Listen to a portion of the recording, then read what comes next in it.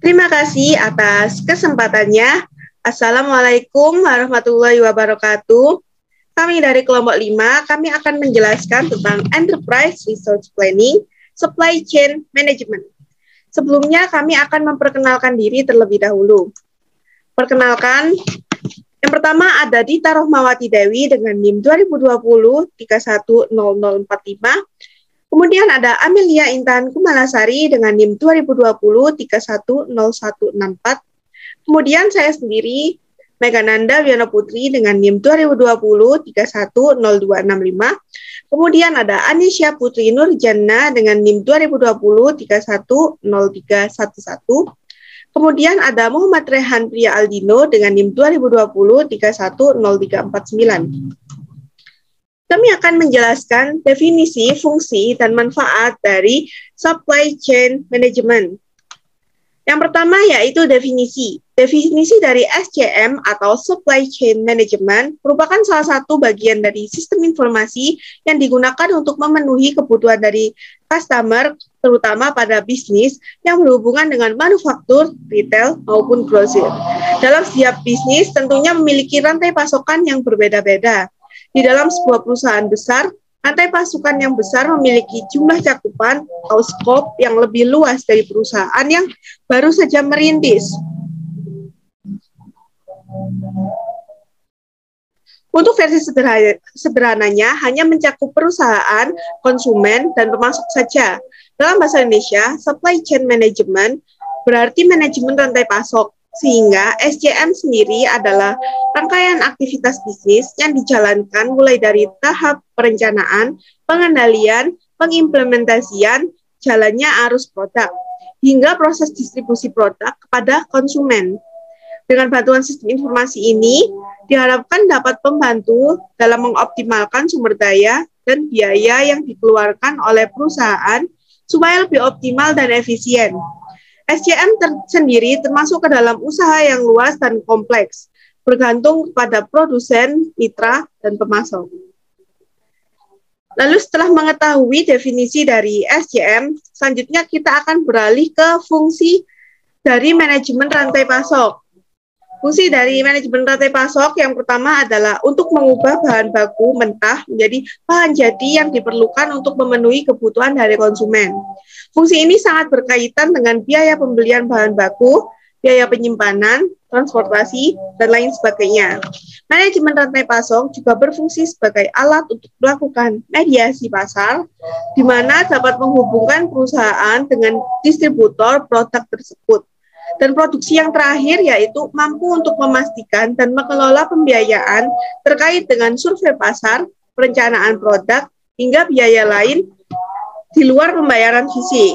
Baik, selanjutnya akan dilanjutkan oleh rekan saya.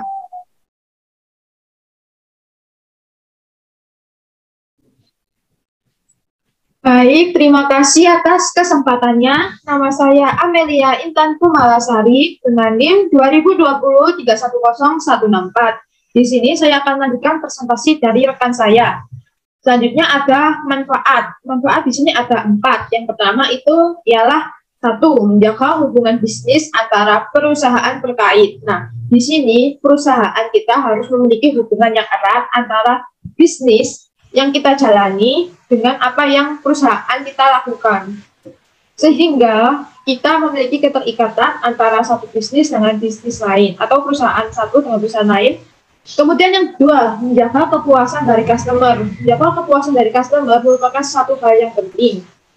Manfaatnya itu seperti kalau kita tuh, customer kita tuh memiliki kepuasan tersendiri terhadap perusahaan kita, maka customer kita tidak akan bosan-bosan akan berkunjung dan membeli bahan dari produk perusahaan kita. Ketiga, mencapai efisiensi biaya pada seluruh tahapan. Nah, di dalam efisiensi biaya ini, suatu perusahaan itu harus dapat menjaga keefisienan biaya. Jika perusahaan itu tidak menjaga keefisiensi biaya, maka suatu ketika perusahaan itu akan mengalami bangkrut atau gulung tikar. Kemudian yang keempat, memenangkan persaingan pasar. Jika perusahaan kita dapat memenangkan persaingan pasar, maka otomatis perusahaan kita akan lebih unggul dari perusahaan lainnya. Jika persaingan pasar kita lebih unggul, keuntungannya juga customer akan lebih meningkat.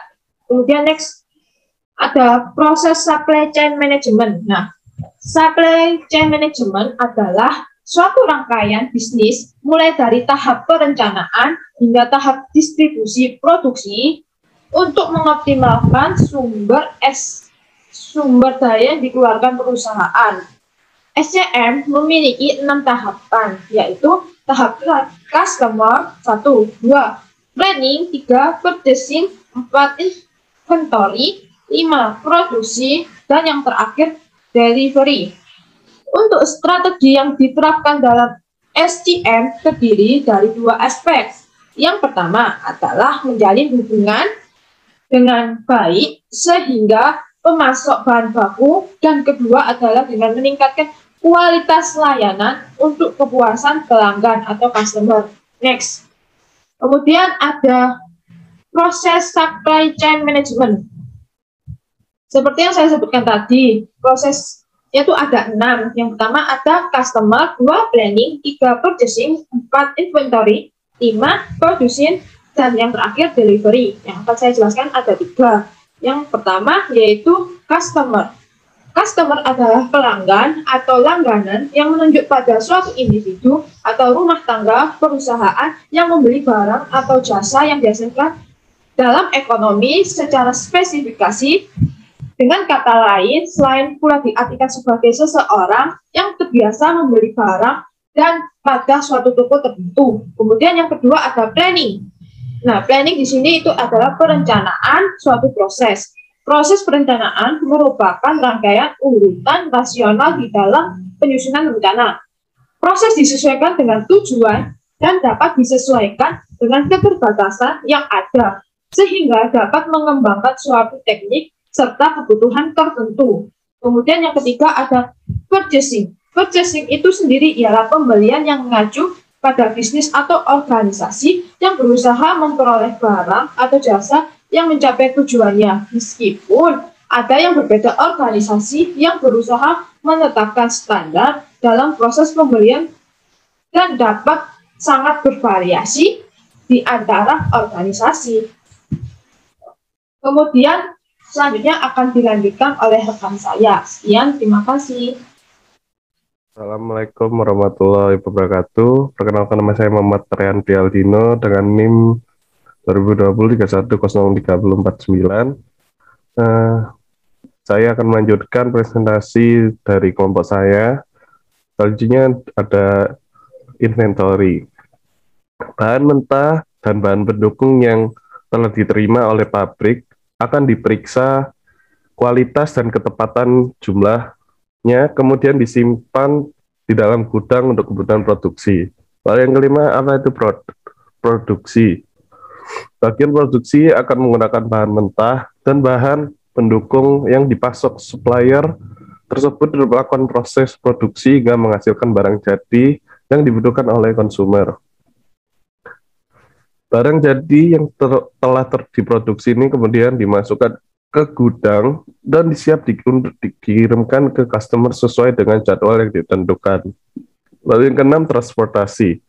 Departemen pengiriman atau shipping akan mengatur waktu keberangkatan barang jadi atau finished products yang di gudang tersebut dengan jadwal diinginkan oleh customer. Ya, sekian akan dilanjutkan oleh rekan saya. Terima kasih. Terima kasih atas kesempatannya. Saya akan melanjutkan presentasi dari rekan saya. Yaitu saya akan menjelaskan tentang penerapan supply chain dalam perusahaan. Definisi digital supply chain.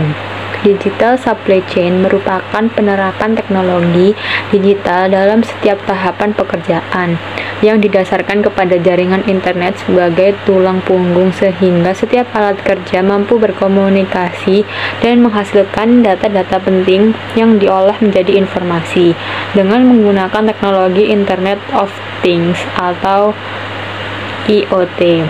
Berbagai data dikumpulkan dari sensor pengawas yang memonitor seluruh tahapan dummy next value chain untuk diolah dan dianalisis oleh data analytics. Kemudian ada tantangan dari bisnis supply chain management. Yang pertama yaitu memenuhi delivery time. Tantangan utama dari bisnis supply chain management adalah memenuhi delivery time untuk mendukung proses produksi barang, khususnya untuk pabrik yang berbasis industri 4.0.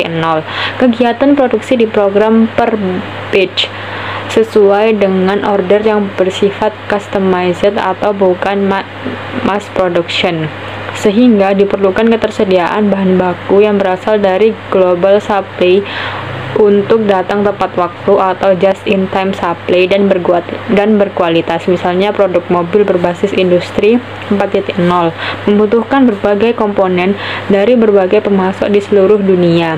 Perusahaan transportation dan logistik harus mampu mengikuti pola permintaan pabrik mobil dalam hal time delivery dan pengawasan barang selama dalam pengiriman, serta terintegrasi dalam aplikasi sistem produksi mobil.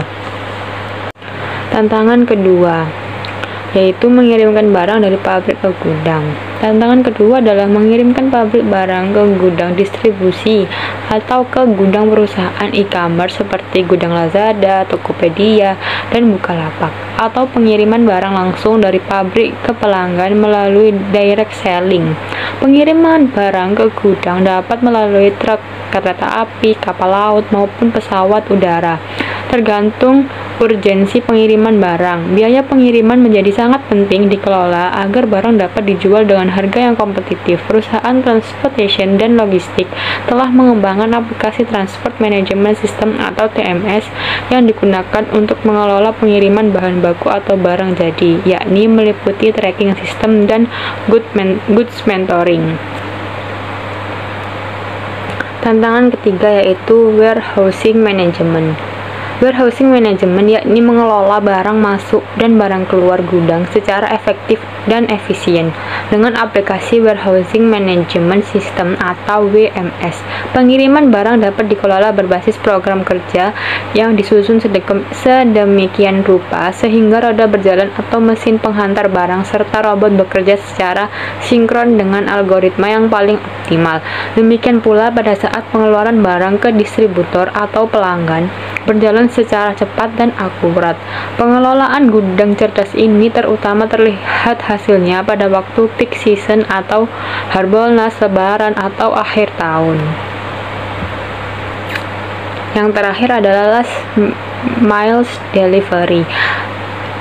Last miles delivery adalah pengiriman akhir ke pelanggan. Pengiriman dilakukan melalui kurir atau orang dengan mengendarai mobil dummy 140 atau sistem informasi manajemen motor atau sepeda. Pelanggan berada di berbagai pelosok negeri, terkadang sulit untuk dijangkau atau tidak berada di rumah pada saat barang tiba. Last mile delivery sudah teruji di Indonesia dengan kehadiran Gojek dan Grab serta perusahaan kurir lokal atau kota. Dengan menggunakan aplikasi TMS, penghantaran barang dapat dilacak keberadaannya. Sekian presentasi dari saya, akan dilanjutkan oleh rekan saya. Baik, terima kasih atas kesempatannya. Saya Rita Rahmawati dengan 605 akan melanjutkan presentasi dari rekan saya. Selanjutnya di sini ada tantangan usaha supply chain management di Indonesia. Tantangan usaha supply chain management di Indonesia adalah kegiatan bisnis pelaku usaha masih relatif kecil dan terbatas hanya untuk kegiatan tertentu saja. Misalnya sebagai perusahaan transportasi, pergudangan atau last mile delivery saja. Namun, berbagai perusahaan transportasi udara seperti Lion Air dan Garuda sudah mulai menambah bisnis pengiriman paket atau last mile delivery. Demikian pula perusahaan e-commerce seperti Tokopedia, Bukalapak, dan Lazada menjadi warehouse bagi pabrikan barang-barang fast moving.